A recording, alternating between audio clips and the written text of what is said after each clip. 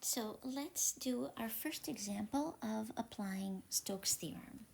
So we're being asked to evaluate a circulation line integral. So you can see it's a circulation line integral because of how this is written. We have a closed curve, so it's a line integral because that's a C and it's a single integral. We have a vector field given to us, and the curve C is three line segments that bound the plane in the first octant oriented as shown. So we could very possibly do the left side of Stokes' theorem, just evaluate the line integral by finding, but we'd have to do it over three different segments.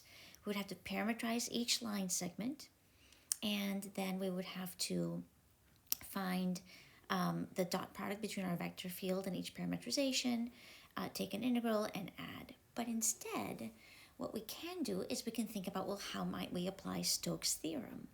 So I'm going to just write the statement of Stokes that tells us that a closed line integral of a vector field, so a circulation line integral, is equal to the double integral over a surface of the curl dotted with the normal, which measures how much of the curl is in the direction of the surface or lies on our surface, ds, right? And so this right side, that is a surface integral. And so, as I said, we could go ahead and just do the line integral and parameterize each segment separately, but if we apply Stokes' theorem, then we can just calculate the surface integral of that tetrahedron. And think about the curl on top of the surface. So let's first orient our surface so that it's compatible with the curve, how we're traveling along the boundary. So if you imagine walking along this boundary in this direction, right, our head should be turning in the direction of the normal. So we know that and the region should be, the surface should be lying on our left arm. So our left arm lies on top of the surface, which means that we should orient this so that we have outward facing normals. That might be a little bit too steep there. These outward facing normals might look more like that. Okay, so that's how we're going to orient our surface. And we're going to do the right side of Stokes. So we're going to do a surface integral. So that means we need to consider what we have, right? We have an explicitly defined function, surface, right? That's generally true when we have a plane. So our explicitly defined surface is a plane, z equals 8 minus 4x minus 2y. So when we consider all of the elements that we need here, we know we need our normal vector. So for explicitly defined surfaces, we found the normal, the outward facing normal is the negative partial of z with respect to x, negative partial of z with respect to y, and 1. So we did this work by parametrizing our plane explicitly so that, if you want to just recall, so that we have x, y, and z is 8 minus 4x minus 2y, and then we know that our normal is going to be partial with respect to x crossed with partial with respect to y. But instead of having to do this work again, we can just remember that this is what the outward normal vector will look like. So let's go ahead and find it. So our normal vector will be, let's see, if we look at our surface right here, partial of z with respect to x is going to be a negative 4, but since we have a negative in front, that will be a 4. Partial of z with respect to y is negative 2, but with a negative in front, that will be a positive 2 and 1. And yes, this would be an outward-facing normal vector. Great. Now, the next thing that we need to do is we need to calculate the curl of our vector field since we're working on the right side of Stokes. So the curl of our vector field, well, we're going to set up a cross product with the del operator. And so we're going to set this up as del with respect to x, partial with respect to y, partial with respect to z. Oops, z, not x, z. And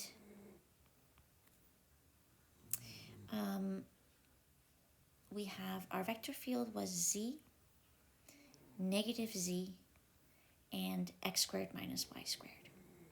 So let's go ahead and calculate the curl. So that's going to give us, let's see, we're doing partial of x squared minus y squared with respect to y is a negative 2y, minus partial of negative z with respect to z is a plus 1. Then we have minus j, and so we're just using these determinants. So that will be partial of x squared minus y squared with respect to x, which is a 2x, minus partial of z with respect to z, which is a 1, and then plus k, and this will be partial of negative z with respect to x is 0, partial of z with respect to y is 0. Okay, so we've got a vector here that is negative 2y plus 1. Oops. Sorry, I keep doing that. Plus 1. And then this will become a negative 2x plus 1, or 1 minus 2x, and 0. That is the curl of our vector field. All right, now, as we're hoping to set up our double integral, we're going to need to find the dot product of the curl. Oops. The dot product of the curl, there's our curl, with our normal vector. So that's going to give us negative 2y plus 1, 1 minus 2x, and 0, dotted with our normal, which is 4, 2, and 1. And so this will be 4 times negative 2y plus 1 is negative 8y plus 4, plus 2 minus 4x plus 0. So this gives us a 6 minus 4x minus 8y. So this is our integrand in our double integral. Now, we need to figure out our limits of integration. So let's go back and take a look at our region and think about how we might integrate over the region on the xy plane so that we have every point on the surface. And so to do that, I'm going to sketch the xy plane and the shadow of our surface onto the xy plane. So we know along the x-axis we had an x-intercept at 2, and along the y-axis we had a y-intercept at 4. So this is a line segment that has a slope of negative 2. So y is negative 2x and y-intercept is 4. So if we integrate this region with y simple first, we'll let y go from 0 to the function, negative 2x plus 4. And then we'll let x go from 0 to 2. And now we're ready to set up our our surface integral. So we have a surface integral. We can let x go from 0 to 2. Y goes from 0 to negative 2x plus 4. Our integrand, which was the dot product of the curl and the normal on the surface, is 6 minus 4x minus 8y. And this will be dy dx. All right, let's go ahead and integrate this. So we will start with the inside integral with respect to y. So we'll get a 6y minus 4xy minus 8y squared over 2, or 4y squared, from 0 to 4 minus 2x. And we still have a dx. Just going to need a little bit more room here. All right, so this will give us integral from 0 to 2. And now we've got 6 times 4 minus 2x, which is 24 minus 12x, minus 4x times y, which is 4 minus 2x, minus 4 times y squared, so 4 minus 2x squared. And when I put 0 in place of y for the lower limit of integration, that will just be 0. All right, so this gives us integral from 0 to 2 of 24 minus 12x minus 16x plus 8x squared, minus 4 times 16 minus 16x plus 4x squared. A lot of algebra here. All right, let me simplify this a bit. So we have a 24, and then minus 28x plus 8x squared minus 4 times 16 is 64 plus 64x minus 16x squared, and that will give us negative 40, combining negative 64 plus 24 plus 36x, and then we have a minus 8x squared. So now we have the integral from 0 to 2 of negative 40 plus 36x minus 8x squared dx. And when we integrate this, we have a negative 40x plus 36x squared over 2 is 18x squared minus 8x cubed over 3. And this is from 0 to 2.